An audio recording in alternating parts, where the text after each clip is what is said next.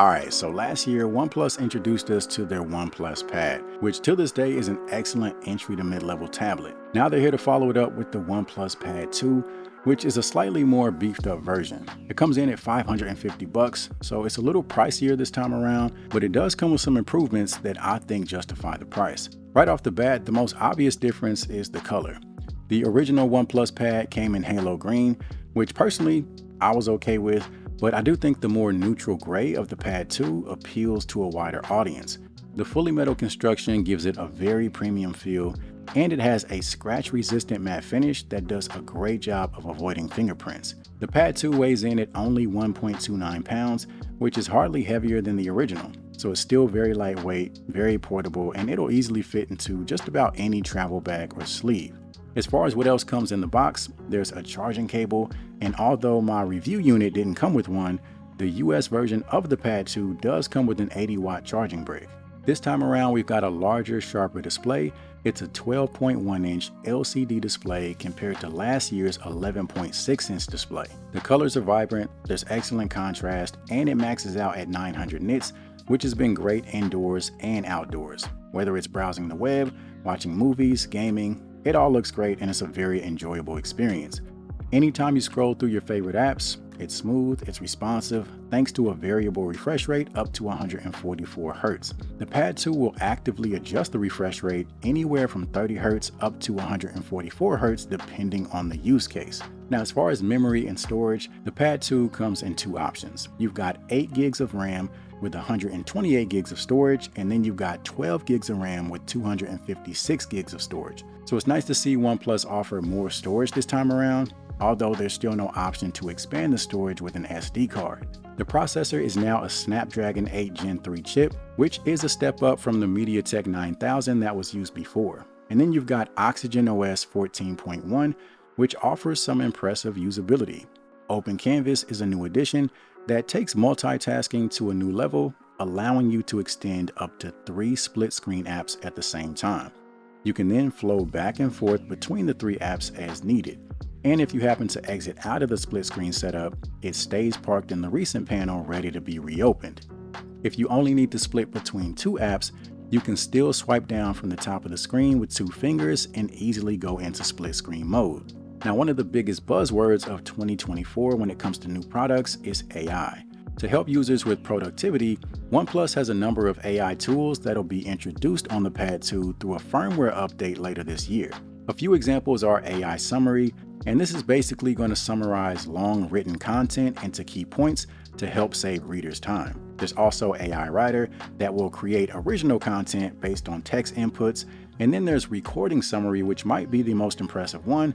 Basically, it'll convert recorded audio into text, and then from that, it'll generate a summary of the key talking points. Next up, let's talk connectivity. Same as before, there is no cellular option, which means you have to rely on Wi-Fi or hotspot. The Pad 2 is Wi-Fi 7 compatible, so depending on your setup, you are able to take advantage of those faster speeds.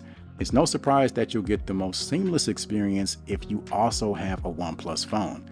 As long as the phone and the tablet are signed into the same OnePlus account, anytime they're in close proximity, they're able to share the same 5G data. On top of that, all your notifications from phone calls to text messages come through on both devices, so you won't miss a beat no matter which device you're using. Something else that's really cool is anytime you log into a new Wi-Fi network on your phone, it shares the login credentials with the Pad 2, allowing it to also automatically connect. You can even access files across both devices. For example, photos and videos on your phone can instantly be accessed on the Pad 2 for easier editing. Now moving over to accessories, for starters, you've got the Smart Keyboard, which is definitely a step up from before. It snaps into place using a magnetic 3-pin connector, and it has an adjustable viewing angle from 110 to 165 degrees. Another upgrade with the keyboard is the size of the touchpad. Before, it was a tad bit small, a little bit cramped, but now that it's larger, it gives you more of a laptop feel. Now, with that larger touchpad, there is less room for your palms to rest on either side, so there has been a few times where my palms have interfered with the touchpad while I'm typing. It's something I am getting used to, but it does still happen from time to time. The Smart Keyboard also offers some versatility as far as setup. If you want, you can detach the keyboard and use Bluetooth to continue typing remotely. And that just gives you more flexibility to find the most ergonomic setup for you.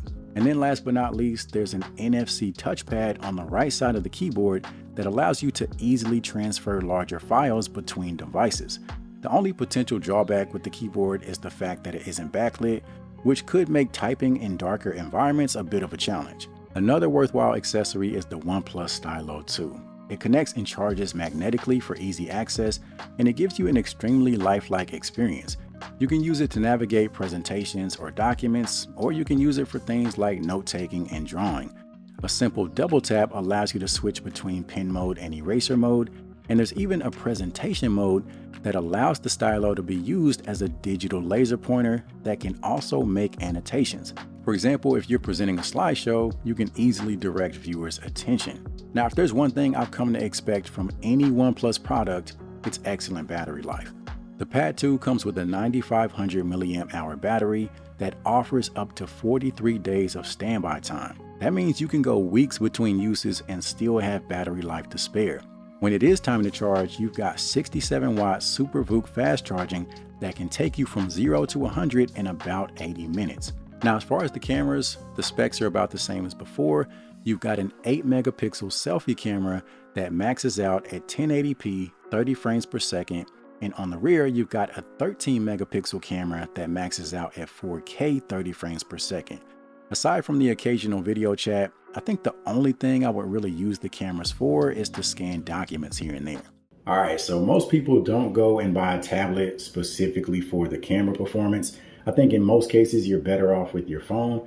But in the event you need to hop on a conference call, video call, whether it's family, friends, or work, whatever the case might be, this is a general idea as to how you would look as well as how you would sound using the front-facing camera of the OnePlus Pad 2. Now, if your use case for a tablet is mainly entertainment, movies, gaming, things of that nature, I do think you'll be happy with the audio that you get from the Pad 2.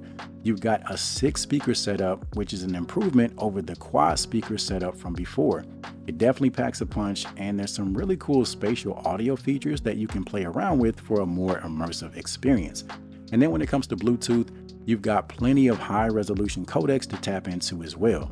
Now, for the gamers out there, you've got HyperBoost technology, which helps reduce power consumption and stabilize frame rates of even the most resource-intensive games. At the same time, it reduces heat generation so you can game comfortably.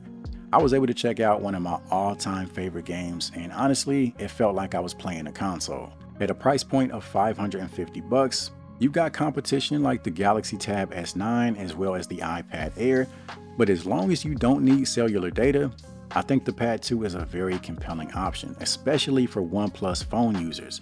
So that's my take on the OnePlus Pad 2. I think it's a definite step up from the original, and if you're interested, feel free to check out the links in the description. Aside from that, appreciate you guys as always, and I'll see you in the next one.